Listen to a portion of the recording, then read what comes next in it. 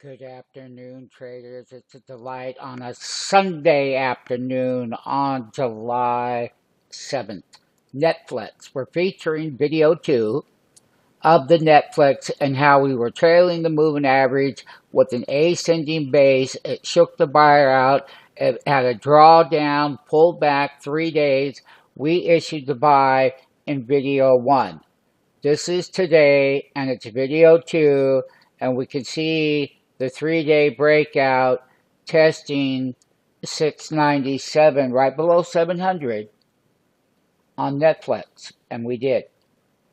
And that was a $20.26 breakout intraday Friday. This is the result of the free stock plays, why you should sign up, subscribe now, tell your friends about it, make comments.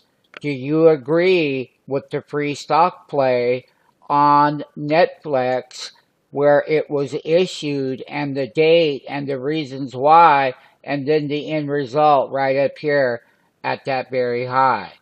You heard me. Do you like Netflix?